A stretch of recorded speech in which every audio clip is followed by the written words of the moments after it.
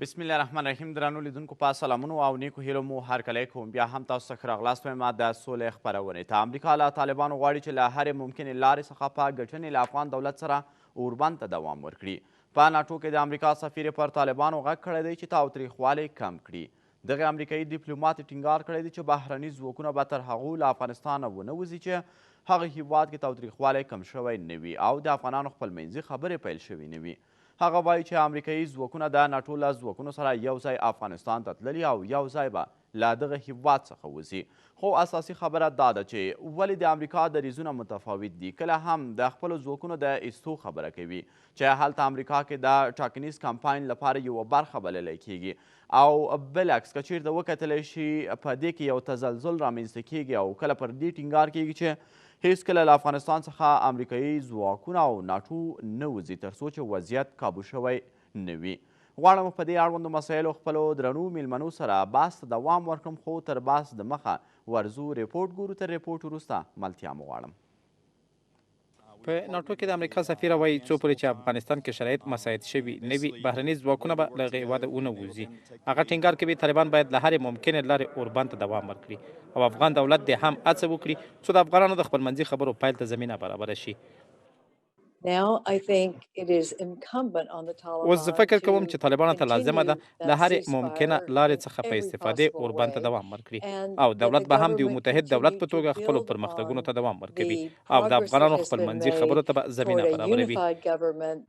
میرمن پیری د امریکا وروستۍ پریکړې ته اشاره کوي چې خپل ټول ځواکونه له افغانستان وباسي. وایي دا واقعیت نه لري ځکه په خبرې امریکا له ناټو سره هوکړه کړې چې افغانستان ته یو ځای ځي او له هغه هېواده یو ځای وځي. موږ مخکې ویلي وو چې موږ او ناټو یو ځای افغانستان ته ولاړو، یو ځای خپل ځواکونه کموو او یو ځای ووځو. دا ژمنه مو د امریکا متحدو ایالتونو له لوري درلوده او له متحدانو سره مو په دې مسئلې هوکړه کړې ده. مخکې له دې ویل شوي وو چې امریکا غواړي اته له ټاکل شوې نیټې مخکې خپل ځواکونه له افغانستان وباسي، خو د امریکا دفاع وزیر څو ورځې وروسته وویل چې دا یوه نظریه ده نه یوه پرېکړه. بیا هم ښه راغلاست. امریکا که چیرې په افغانستان کې پاتې کیږي او ورسره ناټو ځواکونه له طالبانو سره شوې هوکړه په څه معنا؟ ځکه چې په هغې کې په وضاحت سره د امریکایي ځواکونو د وتلو لپاره هم بحث او خبرې اترې ترسره شوي دي او طالبانو هم ټینګار پر دې کړی دی چې امریکا باید له دوی سره په کړې ژمنه باندې وفا وکړي او خپل ځواکونه له افغانستان څخه په تدریجي توګه چې څنګه یادونه شوې ده ووځي. خو اوس مهال که چیرته دغه مسله مخې ته راځي د افغان سولې پروسه څومره ننګولی شي او یا دا چې نه دا به غوره ګام وي چې امریکا د په افغانستان کې پاتې شي تر هغو چې بین الافغاني مذاکرات شروع کیږي او دلته وضعیت یو څه ناڅه کابو کیږي. غواړم په دې اړوندو مسایلو په بحث کې خپل درنو میلمنو ته ښه راغلاست وایم. هر یو ښاغلی جنرال عبدالوهاب وردک د لوی درستیز پخوانی مرستیال او همداراز ښاغلی حبیب الله هوتکي سیاسي فعال له امریکا څخه. درنو میلمنو سلام او وخت مو په خیر، ستړي مه شئ. سلام. مننه. کور مو ودان چې زموږ بلنه مو ومنله. ښاغلی وردک پوښتنه له تاسې څخه پیل کړمه. د امریکا دې دریځ ته په کتو چې خپل ځواکونه به تر هغو چې بین الافغاني مذاکرات نه وي شروع شوي له افغانستان څخه نه وباسي، څه فکر کوئ چې دلته به د طالبانو غبرګون دې لپاره څه وي؟ ځکه چې په تړون کې چې طالبانو سره لاسلیک شوی د امریکایي ځواکونو وتل هم یوه مهمه مسله وه. بسم الله الرحمن الرحیم. سلام تاسو ته، سلام ډېر ګران ورور هوتکي صاحب ته او د تلویزیون لیدونکو ته وړاندې کوم. مننه. دا یو ډېر مناسب او په ځای سوال دی. ګورئ، مهمه دا ده چې امریکا د چی شي دپاره پس د بوند جلسې نه افغانستان ته راغلې وه، هدف یې څه شی و؟ مرام یې څه شی و؟ او پس د هغو ناتو هم ورسره ملګري شوه، د ناتو قوتونه چې امریکا یې سپورټوي او د امریکا څخه جفت راغله دې وطن ته. پس اوس چې وځي د چی شي دپاره وځي، هغه مرام و هدف چې دی درلودو افغانستان هېوادوالو ته یې وعده ورکړې وه، آیا په لاس یې راوړ که نه؟ توریزم القاعده په وخت کې یو طالب و په افغانستان کې، اوس خو 21 ګروپونه نور هم زیات شول. پس په دې اساس باندې دی چې معاهده په دوحه کې د طالبانو سره امضا کړه، زه داسې فکر کوم د ما د دیدګاه نه دا یو تکتیکي عمل و، خاص په خاطر د دې باندې چې د دې انتخابات را نږدې دي، په دغه مني کې انتخابات کېږي د ترامپ د دوم دفعې لپاره. پس دی یو تکتیکي عمل وکولو او که د افغانستان امریکا وځي مسئولانه به وځي او هغه اهداف چې دی تعیین کړی و هغه یې راوړ که نه. دلته خو اوس موږ هغو ستراتیژي هدف ته قطعی نږدې شوي نه یو، اوس موږ په تکتیکي مناورو کې روان یو، که دا حکومت دی که طالب دی او که نور بعضې تروریستي القاعده او داعش ګروپونه په افغانستان کې دي. پس په دې اساس باندې د افغانستان صلح یو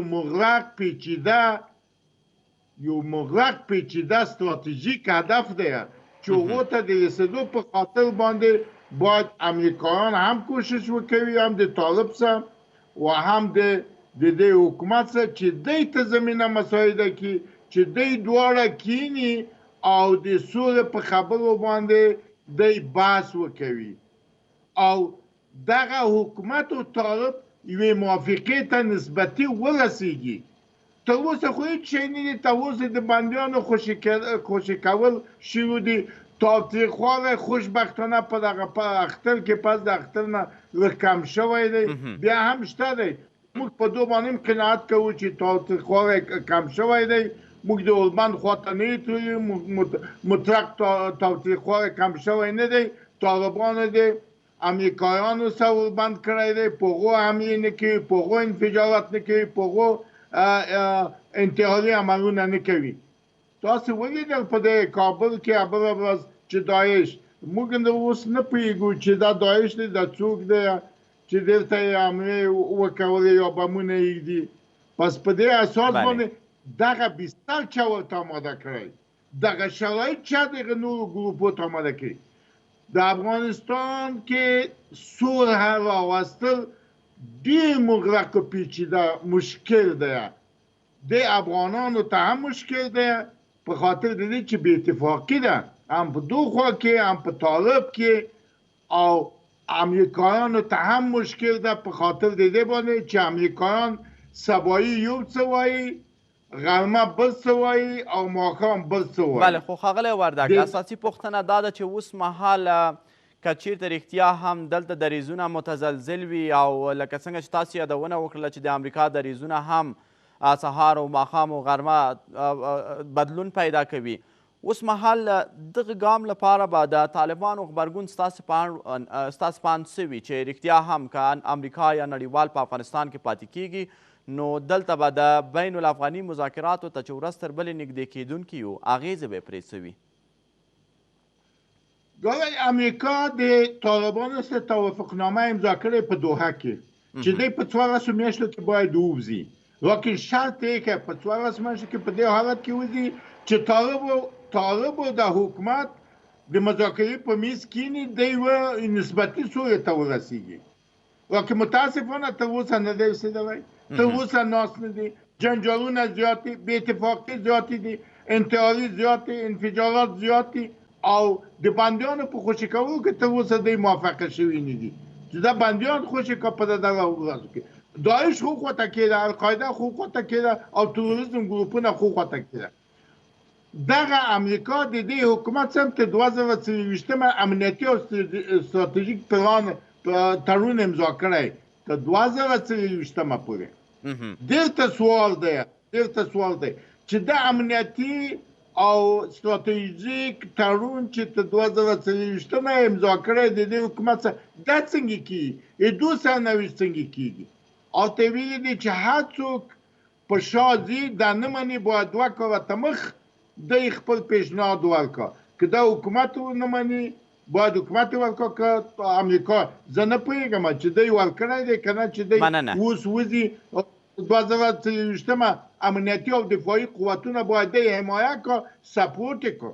مننه کوم. بیا هم تاسو سره ګرځم ښاغلی وردګ. ښاغلی هوتکي اوس مهال که چېرته رښتیا هم د ښاغلي وردګ په وینا تر 2040 کاله پورې امنیتي او دفاعي تړون لاسلیک کیږي. ناټو په افغانستان کې د خپل حضور یادونه کوي او نن ورځ طالبانو سره که چیرته پر دې باندې تړون کې لاسلیک کوي چې موږ په لنډ وخت کې له افغانستان څخه وځو او بیا د دوی دغه متزلزله دریځونو ته په کتو سره انګېرنه څه کیدلی شي؟ امریکا د څه په لټه کې ده؟ آیا په افغانستان کې واقعي سولې لپاره موږ او تاسې د دوی ګامونه لیدلی شو یا دا چې نه؟ بسم الله الرحمن الرحیم. د لوی خدای په نامه تاسې ته او ګران ورور جنرال صاحب وردګ ته خپل د زړه له کومې سلامونه وړاندې کوم او په دې هیله یم چې په ګران افغانستان کې هر څه ژر سراسري سوله رامنځته سي او دغه ورانوونکې جګړه پای ته ورسېږي. په همدې هیله باید دا زموږ هیله ده، زموږ ارزو ده او په دې هیله ژوند کوو. زه فکر کوم چې امریکا نور په افغانستان کې د جنګ توان له لاسه ورکړی دی. امریکا نن په خپل داخلي ډېر مشکلات لري. په امریکا کې نن اقتصادي وضع بیخي په صفر کې ضبط شوې ده. د اقتصادي مشکلاتو په څنګ کې په امریکا کې نوي راولاړ شوي امنیتي مسایل را پیدا شوي دي. د امریکا په 52 ایالتونو کې اوس خونړۍ مظاهرې روانې دي، جنګونه روانې دي، خلک د پولیسو په دفترونو پر عسکري ځایونو باندې حملې کوي. داسې یو بد حالت را روان دی. نو زه فکر کوم چې امریکا نور خپل خارجي سیاست په دنیا کې او خصوصا په افغانستان کې تغییر ورکړي.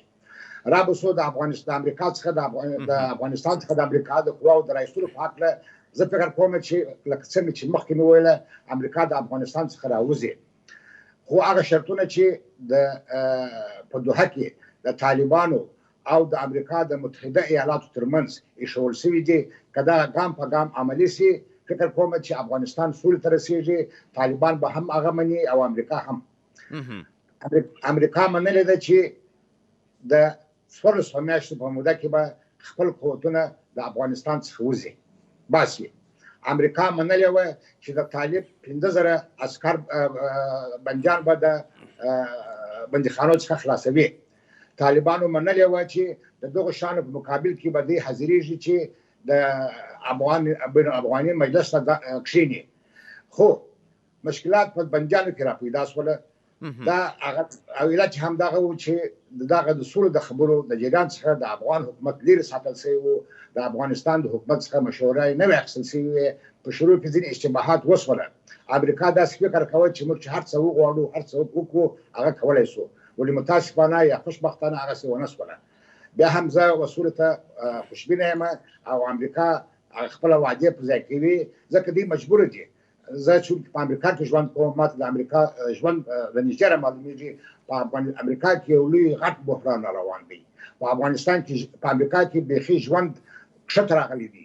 خلک د کورونو نه راوځي، اقتصادي ځایونه ټوله تړل شوي دي او دغه نوي د 2 ورځو راهیسې دغه امنیتي مسایل په ټول امریکا کې مظاهرې دي، خلک راولاړ شوي دي. د حکومت په مقابل کې حتی ډېرو امنیتي ځایونو ته ورونه اچولي دي چې دا د امریکا دپاره ډېر غټ بحران دی. امریکا حتی اوس خپله دونه قواوې نه لري چې دغه په داخل کې دوی د دغه خلکو په مقابل کې وجنګېږي. بله، خو ښاغلی هوتکي په بخښنې سره اوس مهال که چیرته د امریکا د ژمنو د پوره کېدو مسله یادونه کوي چې امریکا خپله وعده یا ژمنه پوره کوي، آیا له طالبانو سره یا افغان حکومت سره؟ ځکه چې اوس مهال دلته که ناټو په افغانستان کې تر 2040 کال افغان حکومت ته ډاډ ورکړی دی، اوس مهال څرګندونې دا دي چې ناټو او امریکا یو ځای افغانستان ته راغلي او یو ځای به وځي، یا دا چې په دې وروستیو کې امریکا له طالبانو سره تړون لاسلیک کړی دی، دې ته به ژمن پاتې کیږي؟ تاسو وګورئ دغه په افغانستان کې د اوسنی سیاسي تشکل دا خپله د امریکا د فشارونو له امله وشو. دا چې نن عبدالله دا ومنله چې دی د هغه ملي وحدت حکومت څخه سر په لاس او د سولو خبرو ته کښېني، دا د امریکا فشارونه وه. دا چې امریکا 7 میلیونه ډالر د افغانستان د سولې لپاره د سولې د شورا په اختیار کې ورکوي، دا د امریکا ابتکارونه دي. نو زه فکر کوم چې امریکا هم د خپل ځان په خاطر د دې لپاره چې دوی د افغانستان څخه ځان راخلاص کړي. د افغانستان څخه د امریکا لپاره لوی جنجال دی. داسې یو جنجال چې پای هېڅ نه دی معلوم، داسې یو جنجال دی چې ګټه یې د امریکا لپاره هېڅ نور متصور نه ده. دا چې په ځینې کسان په انفرادي توګه دوی اظهار نظر کوي، نظرونه ورکوي، دا نظرونه دومره تاسې جدي مه نیسئ. په امریکا کې تصمیم د امریکا جمهور رئیس نیسي. د امریکا جمهور رئیس 4 ورځې مخکې وویل چې زه خپلې قواوې ډېر ژر د افغانستان څخه راباسم او دا سړی ډېر جدي سړی دی. دا سړی دا کار کوي ځکه دته د امریکا ګټې د امریکا اقتصاد ډېر مهم دی او نن ورځ د امریکا اقتصاد مخکې وویله چې په ډېر بد حالت کې قرار لري. بله مننه کوم. بیا هم تاسو سره ګرځم ښاغلی هوتکي. ښاغلی ورداګ اوس مهال که چیرته امریکا رښتیا هم تر ډیره لیواله وي، خپل اقتصاد ته فکر کوي او د ټرامپ دریځونه همدغسې قاطع وي چې څه یې وویلې هماغه به کوي یا دا چې نه دا د ټاکنیز کمپاین یوه برخه بللی شو چې د سرتیرو د ایستلو یادونه کوي او بالعکس که چیرته نظامي چارواکو ته غوږ شو او د دوی څرګندونې وګورو نو دوی په افغانستان کې د ناټو او امریکا حضور دلته یقیني بولي چې باید تر هغه وخته چې بین الافغاني مذاکرات شروع کیږي دوی باید پاتې وي. په مختلفو هیوادو کې تصمیم چې رئیس جمهور ونیسي هلته یوه شورا ده، هلته یوه کمیټه ده، هغه تصمیم نیسي. رئیس جمهور ګوره ترامپ ډېر تصمیمونه نیولي لیکن پس عقب نشیني کړې ده په خاطر د دې باندې چې دغه اوس د دوی دغه پروسه په د افغانستان کې روانه کړې. طالب صاحب په 14 میاشتو کې امضا کړې چې زه به قوتونه وباسم. دا یو د ما په نظر یو تکتیکي عمل دی که وباسي خو ښه دی په خاطر د دې باندې چې دوی باید کوشش وکړي دغه حکومت د طالب څخه په یوه میز کېنوي، دغه شرایط ورته آماده کړه. بله خو آیا د دې زمینه بخښنې سره د دې زمینه مساعده بولئ چې طالبانو سره که چیرته مخامخ مذاکرات پیلیږي نو وضعیت به د ښه کېدو خوا روان وي نه د بدتره کېدو خوا، ځکه چې که امریکا دلته نه وي بیا به څوک دغه فشارونه وضع کوي او څوک به د افغان ځواکونو ملاتړ کوي ستاسې په اند؟ دغه د موږ امنیتي او دفاعي قوتونه یوه حمایت ته ضرورت لري تر یوه وخته پورې. دا حمایت د ما درته سوال دی چې آیا امریکا د دوی خپل قوتونه او د ناتو ودی د افغانستان است، آیا دوی دغه د موږ امنیتي او دفاعي قوتونه حمایت بیا پس د دې نه حمایت کوي که نه؟ آیا کوي که نه؟ د امریکا قوتونه چې د دې ځای وځي د افغانستان د ناتو خو یو ځای د دې ځای وځي ولې یو ځای راغلي یو ځای به وځي. بله پس د افغانستان حکومت د طالب په یوه میز دی د مذاکرې په خاطر کینی یوې سولې خواته ځي که نه؟ دغه مهم دی که نه؟ او که داسې دوام وکړي چې طالب هم خپل حملاتو ته زور ورکړه، تاوتریخوالي ته زور ورکړه او دا حکومت د دې ځای نه وي او داعش او القاعده هلته وي، همسایگان په کمین کې ناست وي، د سیمې هیوادو په کمین کې ناست وي، نو یو دا نو ډېره مشکله ده. یو سیاست داخلي د امریکا دی، یو سیاست خارجي د امریکا دی. موږ باید ټول برداشتونه د داخلي سیاستونه ونه کوو، خارجي سیاست هم باید ډېر متوجه اوسو. ګوره دغه اوس پنتاګون او CIA یوه خواته ده، امریکا وزارت خارجه او سپینه ماڼۍ بلې خواته ده.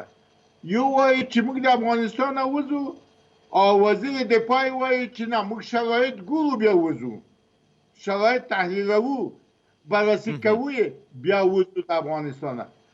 زه شخصا طرفدار د دې یم چې امریکایان هڅه زر کېږي د افغانستان نه دې وځي، خو په څه رقم وځي؟ مسؤلانه دې وځي، شرایط دې آماده کړه د سولې، شرایط دې آماده کړه چې دغه حکومت د طالب څخه په یوه میز کینی.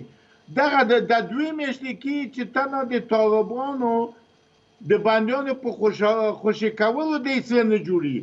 ګوره طالب مستقل هم نه دی، ګوره دلته پاکستان دی، ایران دی.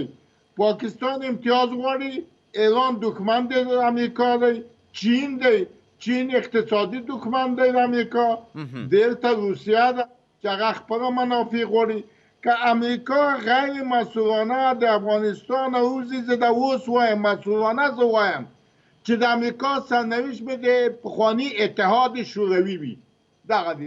مننه کوم. بیا هم راګرځم تاسو ته ښاغلی وردګ. ښاغلی هوتکي څه فکر کوئ هغه څه ته چې ښاغلي وردګ اشاره درلودله چې په مسؤلانه توګه د افغانستان څخه ووځي، آیا د امریکا په سیاستونو کې موږ او تاسې داسې یو څه لیدلی شو چې دوی رښتیا په افغانستان کې وضعیت کابو کړي وروسته تر هغې د ووځي، یا دا چې نه لکه څنګه چې تاسې وویلې چې ټرامپ په خپلو خبرو کې قاطع دی او قاطع دریځ نیسي، نو دوی که هر وخت وغواړي ممکن دغه سرتیري وباسي او یا یې هم پاتې کړي. حکومت ته متوجه ده. امریکا خو نشي کولی طالب در لاس ونیسي او حکومت در لاس ونیسي، لکه کوچنیان دي سره کښېنوي وي یو پر بل پر مخ سره مچ کړي. دا خپله زموږ داخلي موضوع ده. موږ افغانان هم باید دې ټیک ته متوجه سو چې موږ څنګه کولی شو په خپل منځونو کې سره کښېنو. موږ جرګې درلودلې، موږ مرکې درلودلې، موږ ډېر لوی لوی فیصلې په جرګو په مرکو سره کړي دي. دا امریکانو زه فکر نه کوم امریکا 18 کاله په افغانستان کې دوی هېڅ راسره ونه درلودلې. که داسې وي خو نو ځینې سناتوران بیا وایي موږ هغه څه چې په امریکا کې درلودله هغه مو لاسته راوړله، القاعدې ته ماته ورکړله، نور د افغانستان څخه پر امریکا باندې حمله نه کېږي. دغه د امریکا هغه هدف و، هغه امریکا لاسته راوړي دي د دې په قول سره. دوی وایي طالبانو موږ ته وعده راکړې ده چې نور د افغانستان څخه پر امریکا باندې تروریستي حملې نه کېږي. دا د امریکا دپاره لویه لاسته راوړنه ده. دا چې بیا اوس چې طالبان او حکومت نه سره کښېني، دا نو زموږ خپله داخلي موضوع ده. دا باید موږ دې ته متوجه سو، لکه څرنګه چې وردګ صاحب اشاره ورته وکړله چې امریکا په مسلانه ووځي یا غیر مسلانه ووځي. امریکا خو ورته وویل دا زه 18 میاشتې وروسته وځم. دا خو ډېره موده ده. په دې موده کې باید دې هر څه ژر که طالب دی که حکومت دی د افغانستان او ملي منافعو او ملي ګټو ته متوجه سي. دوی خپلو شخصي ګټو و خپلو تنظیمي ګټو و خپلو ګروپي ګټو ته ترجیح ورنه کړي. زه وینم چې د افغانستان په حکومت کې ډېر کسان شته چې دوی د سولې پروسه سپوټاژوي، دوی خپلې ګټې په جنګ کې وویني. دغه کسان باید دغه شان څه فکر وکړي چې دغه جنګ ادامه د افغان ملت په تاوان سره ده. په دې زه ښه پوهېږم که چیرې امریکا د وردګ صاحب په حساب په خبره سره که غیر مسؤلانه، زه نه پوهېږم چې غیر مسؤلانه مقصد څه شي وي. خو هغې امریکا راغله 18 کاله په افغانستان کې وجنګېدله، جنګ یې ونه ګټي او په خوله وایي چې په افغانستان په جنګ کې وړونکی نشته. نه طالب جنګ وړی سي نه امریکا جنګ وړی سي.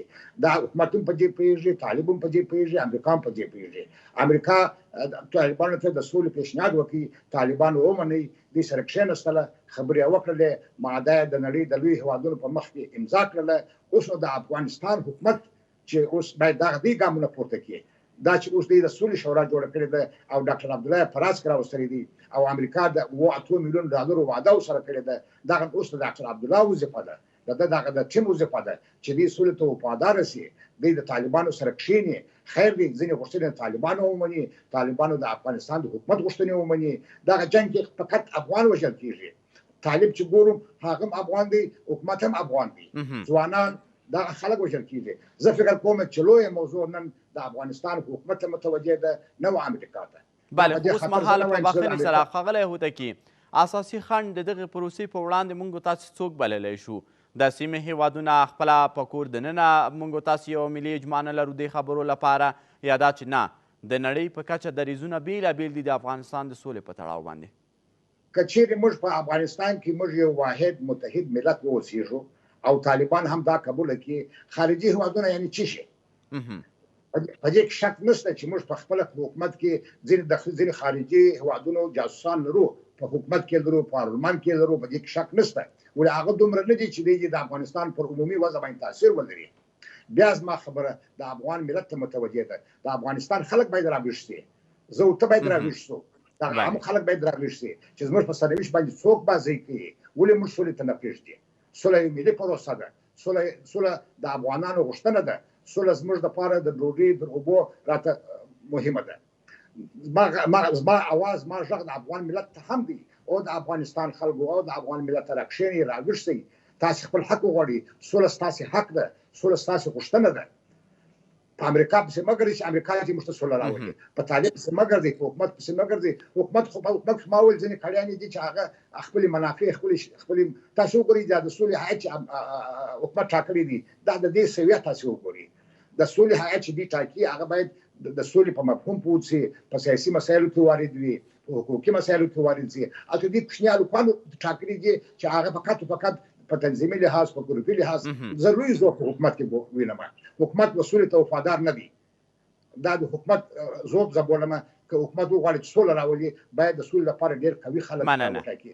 تاسو وګورئ دا تقریبا 20 ورځې کېږي چې د عبدالله او د اشرف غني ترمنځ تړون امضا شوی دی د روس پر یو ګام نه دی پورته شوی یو قدم دلته د امریکا څه ګناه ده امریکا نور څه وکړي امریکا خو ډالرونه رالیږي پیسې رالیږي دا زموږ د افغان د حکومت وظیفه ده چې طالبانو ته دوی بلنه ورکړي طالبانو ته سره دوی کښېني نور جنګ ختم کړي مننه کوم ښاغلی وردګ او ښاغلی هوتکي لنډه دمه لرو درنو لیدونکو درانه میلمانه را سره په بحث کې دي بیرته راګرځو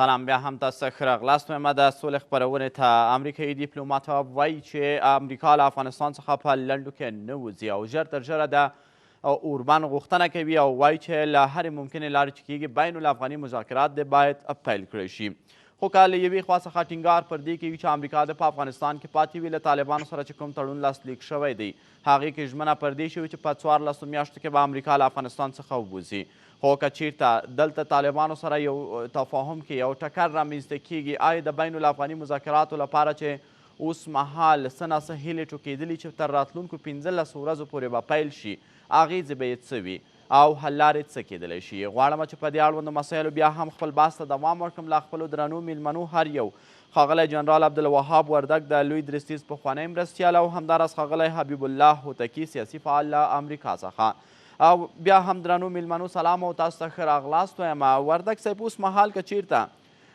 دلته امریکا له افغانستان څخه نه وځي له طالبانو سره کړې ژمنې یا تړون ته هم پابنده نه پاتې کیږي او په 15 راتلونکو ورځو کې چې د بین الافغاني خبرو لپاره تابیا شوې ده او یادونه پر دې کوي چې دا به پیلیږي په دې بهیر به یې اغېزې څه وي آیا چې دغه بهیر به وځنډوي دا مسله یا دا چې نه دلته د امریکا شتون بیله مسله بللی شو او بین الافغاني مذاکرات هم له طالبانو سره بیله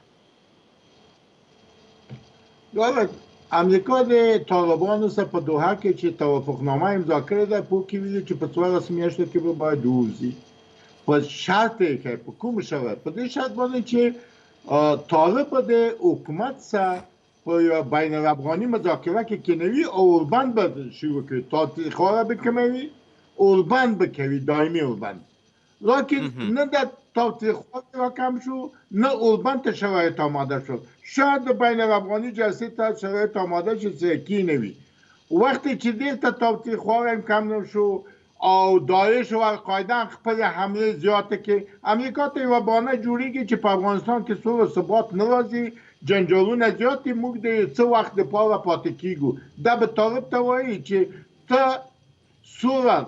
سوله خواته راځي نه تاوتریخواری نه کموي اوربند نه کوي انتحاري و انفجاري عملونه کوي او موږ په دې خاطر باندې دلته دغه بیستر چې د امریکا ناتو ته آماده کړی موږ افغانان آماده کړی دی که موږ افغانان په خپل مابین کې جوړ شو ګاه د 40 کاله چې دلته جنګ دی د 42 کاله چې دلته جنگ دی دا په خپله موږ افغانان هم ملامت یو لیکن خارجیان هم د شود امریکا چې اوله د بونه یې حرکت راوکړو افغانستان ته راتلو دی ولې د فکر ونه کولو چې په افغانستان کې موږ طالب وباسو د نور څوک شته دي که نه ولې فکر ونه کړو د طالب ته حق ورنه کړو د حزب اسلامي ته حق ورنه کړو د مترقي قوتو ته حق ورنه کړو ولې په کوم اساس باندې وی نه کوو هغې وکړه اشتباه یې وکړه تر اوسه پورې ګوره تر اوسه پورې دا زه ته چې غږي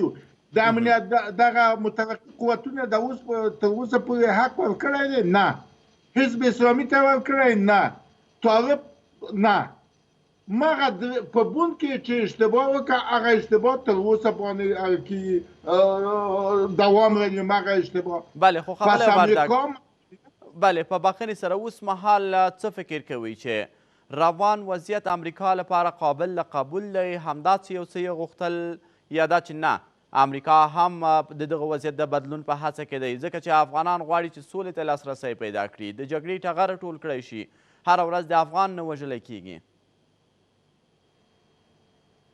افغانان که دا استعداد دروغ دی چې په خپل مابین کې سره ناست وای او د خپل هیواد په باره کې یو تصمیم نیولی وای او د سولې ثبات یا د سولې خواته تللی ای کاش کې پیشو تکي صاحب په ملت باندې غږ وکړو دا د ما او د تا هوتکي صاحب دا د ما او د تا ملت په فقر کې غرق دی، په بیچارګي کې غرق دی، په کورونا کې غرق دی، په مریضي کې دا د ما او د تا ملت. دا د ما او د تا ملت په جنګو کې د هېواد همسایه هېوادو د سیمه ییز هېوادو د جهان د قدرتو په جنګو کې په نیابتي جنګ کې په استخباراتي جنګ کې د هېواد بیچاره غرق دی. دا هېواد هره ورځ ایدی جنازې په شا دي. دا هېواد دې ته نه دی بېغمه شوی چې فکر وکړي چې څنګه سوله راځي دې وطن ته، څنګه سوله راولو. دا هېواد ډېر په مشکلاتو لري او ډېر په بغرنج او پیچیده حالت کې دی. پس هېواد د موږ تاسې هېوادوال ډېر مشکل لري، مشکلات لري. په هغه وخت کې ای کاش کې چې دا ټولنه د امریکا وای یا د اروپا وای یا د آسیا بعضې پیشرفته مملکتو وای چې د هېواد راپورته شوی وای، خپل حق یې غوښتی وای، طالب ته یې ویلی وای، د حکومت ته یې ویلی وای، امریکا ته یې ویلی وای چې زموږ دا حق دی. دا بیچارهګان د اوس وچه ډوډۍ نه لري. بله خو خبره یې وردګ څنګه چې هوتکي صاحب یادونه وکړله چې دا د افغانانو مسله ده، افغانان باید په دې کې لاس په کار شي او تاسې یادونه کوئ چې ولسونه دلته د فقر تر کرښې لاندې ژوند کوي یا دوی د کرونا ناروغۍ سره په مبارزې کې اخته دي. خو څومره له دې هیله کیدلی شي چې امریکا څخه د موږ سوله وغواړو او دوی د هم موږ ته دغه کار ترسره کړي؟ د امریکا نه باید که موږ سوله وغواړو غلطه ده. دا خواست د موږ غلط دی. اما تاسې یادونه وکړه چې باید طالبان له افغان حکومت سره کینوي او دا کار د امریکا وکړي او وروسته تر هغې د ووځي. زه خو اوس درته وایم عفه غواړم سکایتونه دغه شرایط باید امریکا آماده کړه. شرایط د ناستې باید امریکا آماده کړه. د میانجی یا منځګړیتوب باید امریکا وکوي چې د طالب حکومت سره په یوه میز کینوي. طالب حکومت چې په یوه میز کېناستو پس دغونه وظیفه د دې افغانانو ده چې دی باید جوړ شي د هېواد په خاطر او د سولې په خاطر. بیا وظیفه د دی ده. دا اوس خو طالبو د حکومت سره په یوه میز بین الافغاني جلسې ته دی نه دی راغلي او نه د شرایط چې آماده کړي دي. دغه حکومت او طالب ته شرایط آماده کول دا د امریکا وظیفه ده، د خلیزاد وظیفه ده. دی ویلي دي چې موږ شرایط آماده کوو، لیکن تر اوسه یې نه دي آماده کړي. مننه. دا شرایط باید دی نه کړو چې دی بیا پس دغونه په دې فکر وکړو چې دی سوله راوستی. خو زه دا یو څه وایم که دا افغانان دومره ابتکار درلود په دا څلوېښتو کالو کې به دا ابتکار کړی وی، دی به د خپل مابین کې جوړ شوي وای. دا افغانان په خپل مابین کې جوړېدل ډېر مشکل کار دی او اسانه کار هم نه. وردګ صاحب بیا هم تاسو سره ګرځم. ښاغلی هوتکي اوس مهال که چیرته د افغانستان جګړې ته وګورو دلته د سولې په محور باندې بېلابېلې خواوې راڅرخي که امریکا ده که طالب ده او که افغان حکومت ده. امریکا په یو نه یو ډول د افغانستان په جګړې کې ښکېله ده، د افغان ځواکونو ملاتړ ده، یعنې د جګړې یوه برخه بللی کیږي. آیا دوی کیدلی شي چې د یو منځګړي په توګه باندې دلته راشي، طالبان د افغان حکومت سره کینوي یا د په افغان حکومت باندې یو لړ فشارونه وضع کړي، طالبانو سره د دوی خبرې اترې ترسره کړي، یا دا چې نه منځګړی باید یو داسې څوک وي چې د افغانستان په جګړې کې ښکیل نه وي، د طالبانو سره طرف نه وي؟ څه فکر کوئ؟ اصلا خو منځګړی باید ستاسې د خبرې په تایید په جګړه کې ښکیل نه وي، یو سالیس بالخیر داسې کسان دا کار وکړي. ولې امریکا خو هغه دې دومره وکړله چې طالبان یې راضي کړل چې د امریکا د افغان حکومت سره کښېني. دغه تړون چې امضا شو دا خپله د سولې لپاره یو قدم و. دا بنجان چې اوس روان دي ایله کېږي دغه د سولې لپاره قدمونه دي چې پورته کېږي. دغه 2000 بنجان چې د کابل د افغانستان حکومت د طالبانو ایله کړله دا یو لوی غټ اقدام دی. دا یو ډېر ښه کار یې وکړي.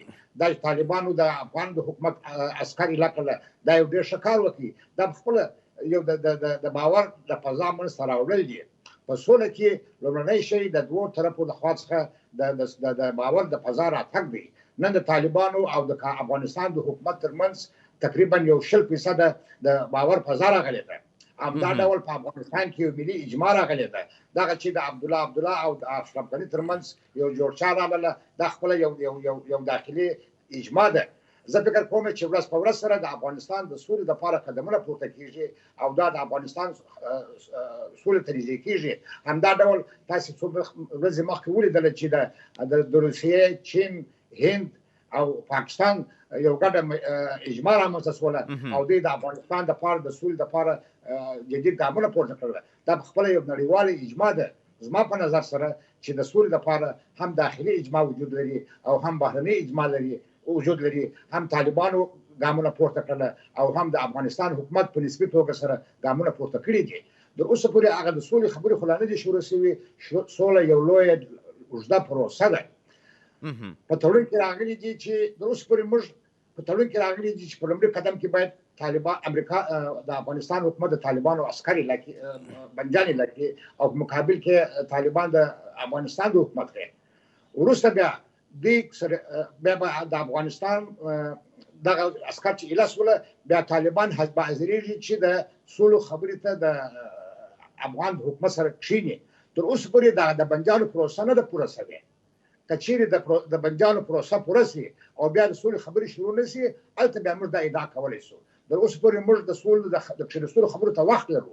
بله خو ښاغلی هوتکي اوس مهال که چېرته له یوې خوا څخه د بندیانو د آزادېدلو لړۍ شروع شوې ده او د ولسمشر د فرمان مطابق نن ممکن د 2000 طالب بندیانو د خوشي کېدلو شمیر هم پوره شي.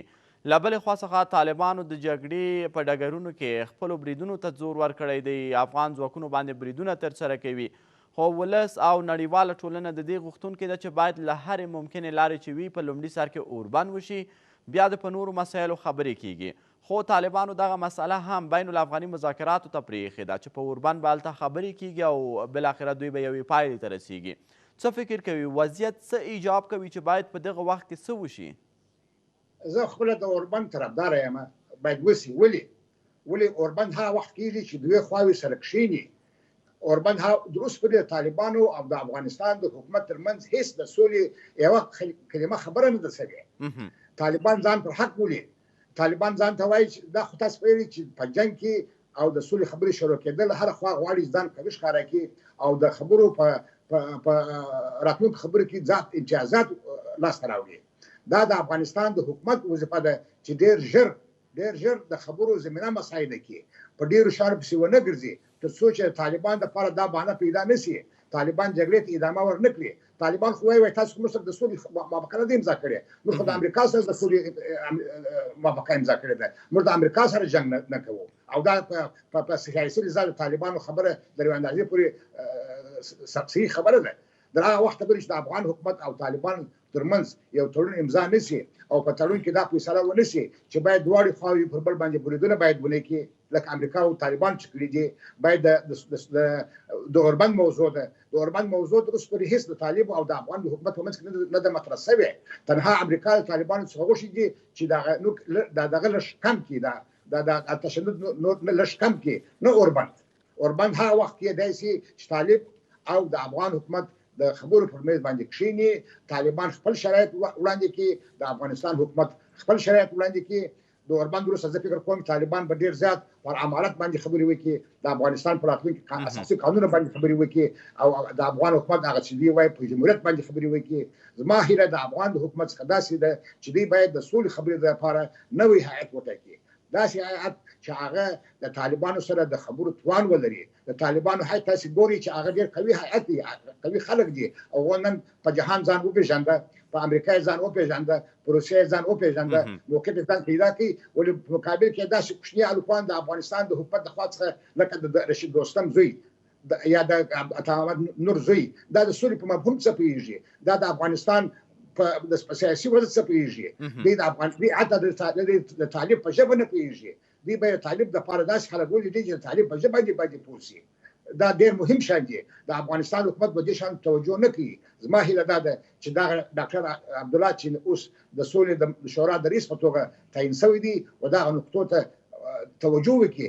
دغسې کسان، دغسې مشران، دغسې خلک چې طالبان د هغو احترام وکړي، طالبان هغو ته په درنه سترګه وګوري او هغه هم د دین عالمان وي، هم د سیاست عالمان وي، داسې خلک د سولې لپاره معرفي کړي. هلته بیا موږ کولی شو طالبانو باندې د اوربند مسله، د جګړې د ختمولو مسله پر دې باندې عملي کو او دغه کوشنانو په واسطه سره زه فکر نه کوم چې دغه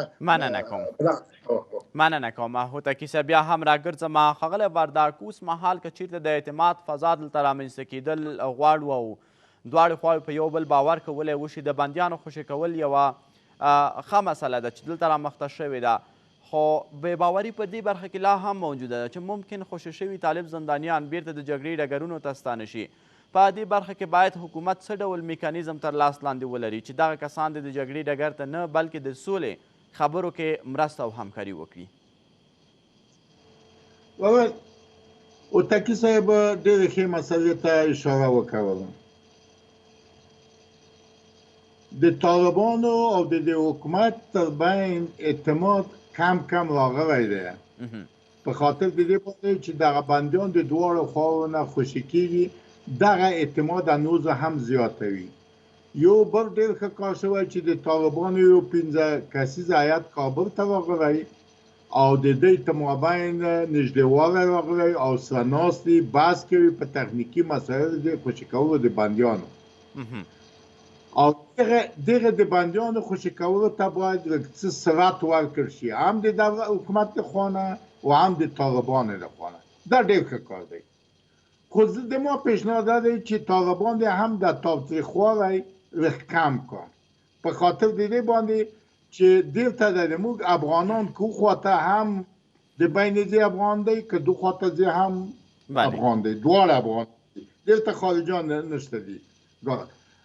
اجماع پیش هوتکی صاحب اشاره وکړه زه طرفدار یم د هوتکی صاحب د خبرو چې دلته باید دغه ملي اجماع چې مابین ته راځي داسې اشخاص او افراد وي چې هغه پوه و هوښیار او د افغانستان په شرایطو باندې وپوهیږي او د منطقې او د همسایګانو او د جهان چې دی پوه دي او استدلال او منطق قوي دی وکولی شي په غمیز باندې د استدلال وکوي منطقي او دلایل وړاندې کا او بیرته یې راوړي. اگر چې دی دلته یوه بله شورا هم جوړوي چې هغه دغه هیات به د طالبانو خبرې راوړي دی ته دا به تصمیم نیسي.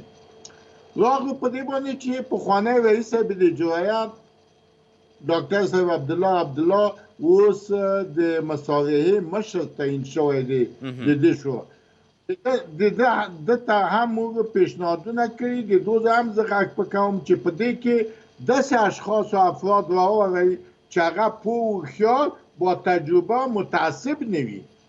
د موږ ملت چې پته کړې ده د دې حکومت په دغه په اطراف د وزیر او رئیس جمهور او د ډاکټر صاحب عبدالله په اطراف چې بعضې خلک مشاورین یې راټول دي ټول نه یو تعداد هغه ډېر متعصب دي دغه دی ته جنجالونه ایجاد کړي او جنجال ورته جوړوي هم رئیس جمهور ته هم ډاکټر صاحب عبدالله ته پس دی به هم متوجه اوسي. خبره په دې راغله بله مهرباني په لنډو ټکو کې چې موږ څنګه د سولې خواته ځو د سولې خواته یو په بل باندې چې اعتماد حاصل نشي او څوک چې مجبور نه کړه مجبور دغه طالب یو چا مجبوره کړی دی یو چا فشار پر راوستلی دی په دې طالب چې هر څوک نفوذ لري هغه باندې باید هغو ته وویل شي چې په طالب فشار راولي چې سولې ته آماده شي او ولاړ شي. حکومت خو بدونه د پښو باندې ناست دی چې زه سوله غواړم په دوو پښو ناست دی چې زه ځمه د بین الافغاني مذاکرې ته په دوو پښو ټول طالبان به خوشې کړه. ډېره زیاته مننه کوم ښاغلی وردک. ښاغلی هوتکي غواړم په لنډو ټکو کې له تاسو څخه هم واورم چې وضعیت لپاره څومره باید خوشبینه اوسو او دغه خبرې چې روانې دي آیا رښتیا هم افغان ولس به سولې ته رسولی وشي؟ انشاءالله زه ډېر خوشبینه یم. زه فکر کوم چې د سولې دپاره ګامونه پورته کېږي. د امریکا حکومت ما مخکې وویله چې نور دی په افغانستان کې د جګړې لپاره آمادګي نه لري. د جګړه د درولې د طالبانو سره د سولې تړون د خپل دې معنا لري.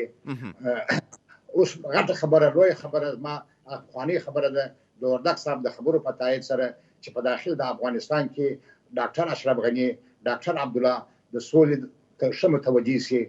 واقعا په افغانستان کې ځینې کسان شته په دواړو ګروپونو کې په دواړو ټیمونو کې یا په دواړو خواوو کې هم د ډاکټر اشرف غني هم د ډاکټر عبدالله چې دوی د سولو خبرو ته وفادار نه دي دوی خپلې ګټې دوی خپلې منافع په جګړه کې ویني دوی د جګړې له لارې څخه د هر څه خاوندان سوله د هر څه څښتنان سوله ولې ملت په مقابل کې خوار سو بیا زه وایم چې ملت راویښته تاسو وګورئ د هند ملت چې د انګریز مقابل کې وجنګېدی هغه بېچاره ملت په هغه وخت کې هلته هغه هم د وږي ملت و ولې د خپل حق لپاره وجنګېدی د ویتنام ملت د امریکا په مقابل کې هم داسې یو سرمایه‌دار ملت نه و ډېر غریب ملت و ولې راکښېنستی خپل حق یې وغوښتی امریکا یې په ګونډو کړله همدا رقم انګریز د هند له خوا څخه زما هدف او هیله دا ده چې افغان ملت سره راویښ شي خپل حق وغواړي سوله د دې حق دی مننه ډیره زیاته مننه کوم ښاغلی هوتکی او ښاغلی وردک چې له موږ سره مو